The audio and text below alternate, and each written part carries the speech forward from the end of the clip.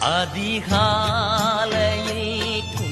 திருமுகம் தேடி அர்ப்பணித்தேன் என்னையே. ஆராதனை துதி ஸ்தோத்திரங்கள் அப்பனே உமக்கு தந்தே. அன்பு நேசரே திருமுகம் தேடி அர்ப்பணித்தேன் என்னையே. ஆராதனை துதி ஸ்தோத்திரங்கள் அப்பனே உமக்கு தந்தே.